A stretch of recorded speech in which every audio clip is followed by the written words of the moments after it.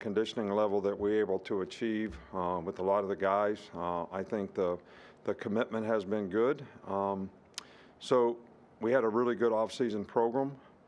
And I think the most important thing about the first practice is, I don't care what grade you're in, how long you've been here, whether you're an early enrollee, whether you're a senior. Everybody has got to focus on what they need to do to improve. So this is a good starting point for us. We're not disappointed where we are, but we're certainly not satisfied with where we are, where we want to go, and how we're going to get there. But everybody has to have the ability to self-assess because I think that's the best way to improve. And there's not one player out there that's playing for us right now that doesn't have something that they can improve on. Obviously, it's a new team. You're looking for new leadership. There's guys that have opportunities at several positions, and there's competition at those positions. And it'll be interesting to see how, some of that stuff, shakes out for us. But, we got a couple guys that are going to be out for the spring. Corey Brooks is out for the spring. Darian Dalcourt will be out for the spring. Keanu Coate. All those guys are out for the spring, whether they had injuries coming out of the season or whatever. All the other players are doing some portion of practice and are making some progress toward being able to practice at some point in time in the spring. And those assessments will be made, as they make progress, throughout the spring. I know you probably asked me about the early enrollees. I'm sure if you got to speak to them, that all tell you that there's a lot of anxiety. My first practice as a college player. They're all sort of, going through a different level of a learning curve that they have to go through. And we're pleased to have them here. I think it's going to be good for their development, and I think, some of these guys will be able to contribute to our team. We also have, 3 transfers, all of which I think will, create a role on the team for themselves. They were all impressive out there today. You're talking about older guys who have played in this league or in the ACC, and I think those 3 guys will be very helpful for us. I'm excited about the new coaches that we have.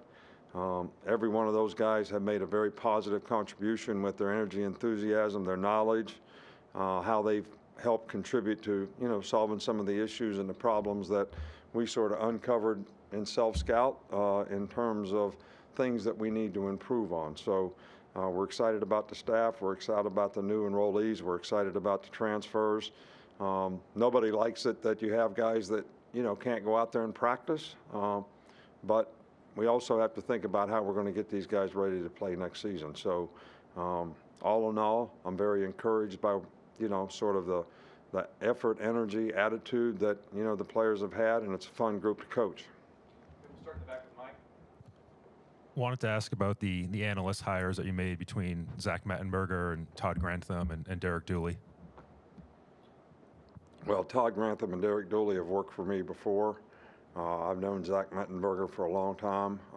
It's Ken Wiesenhunt's son-in-law, and Ken and I are really good friends.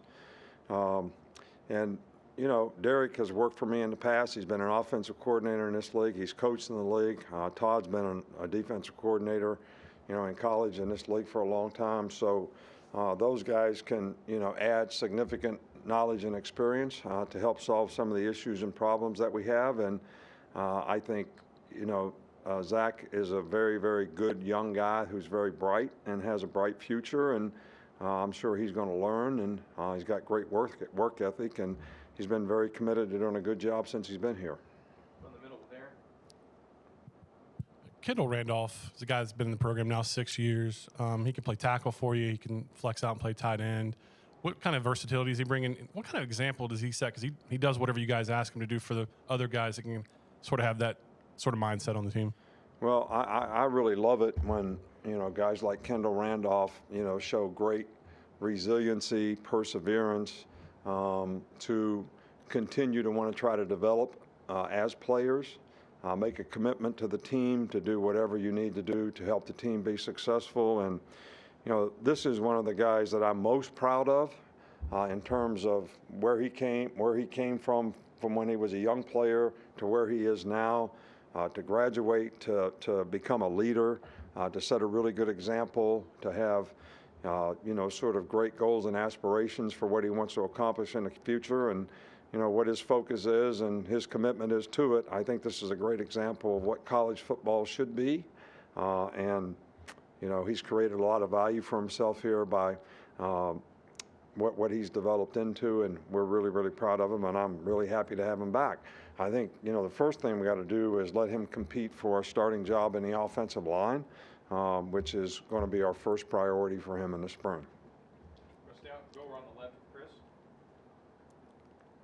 I want to ask about tight ends coach Joe Cox, and we haven't seen a tight ends coach that's focused on that position. So I'm wondering, is the position got more important, or is that just kind of the way it worked out with his coaching staff? Well, philosophically, I think we've had different blends of staff here, and we had 6 coaches on offense, and Mike Loxley walked around. So to have the special teams coach be the tight end coach still gave you 5.5 coaches on offense. As the staff transpired, we ended up with an extra coach on defense. So like last year, we were a little bit imbalanced, and that's the reason for making the changes that we made to bring a guy in. If we're going to have a special teams coach on defense, let's at least have 5 guys that are focused on every position on offense, and not have what I call 4.5. One guy that's in special teams trying to coach the tight ends too. So I think that can be overwhelming sometimes, depending on how many other guys you have on the offensive staff. So I think it creates more balance for us. I do think it's a position now that requires a little more attention, because a tight end used to be a guy that lined up in the C area beside the tackle and put his hand in the dirt, and that's where he played from. Now the guy plays off the ball, he's playing like a fullback. He plays on the ball, he's playing like an old-fashioned tight end. He flexes out, he's playing like a wide receiver. So I think that for those guys to get a little bit more focused attention is probably really important. And I think Joe Cox is one of the bright young guys that I've been very impressed with his knowledge, and I think he's going to help us. Got 2 more, Charlie, and then Tony. You mentioned Kendall competing on the offensive line. Just what have you seen from the young tackles and their progress from last season, and how do you kind of hope to see that carry over into the spring? Well, we've had 1 practice, so I don't know how I can assess anybody's progress from last year to this year. I know they've worked hard in the off season. I think they're in better condition. I think they've improved their bodies. Damian George had a really good off season. So I think, we're encouraged by the progress that he makes, whether he plays guard or tackle. We're going to, see if Javion Cohen should be a guard or a tackle. We'll see if J.C. Latham should be a guard or a tackle, Kendall Randolph to be a tackle. Tommy Brockemeyer has, got a chance to compete at the position. He was kind of in and out a little bit, fighting some injury things in the offseason, but we think that, he'll be able to make progress in the spring. So there's a lot of competition at the position, and, quite frankly, we're moving a lot of guys around to try to see how we can get the best 5 guys out there to play. So, and I'm not disappointed in the progress that any of them have made to this point. Finish up here with Tony. I'll stick on the offensive line. Your last 4 title-winning teams have had a team captain at center. When you're looking to put together the best 5, is that one of the first places you look, is to kind of establish that center position and kind of move out? Or Well, I think center position is always important, but we have 2 guys that started significant games last year that are both centers. So Darian Dalcourt played really well last year, and so did Seth when he got the opportunity to play. So Darian's going to be out in the spring, but when he comes back, Seth's a good leader. He's a tough guy. I feel really good about those 2 guys. Just trying to get the other guys in the right spot, and maybe who do we develop to be a 3rd center, because that's always an important spot to have somebody that can fill if you lose a guy. All right, Coach. Thank you. All right, thank you guys.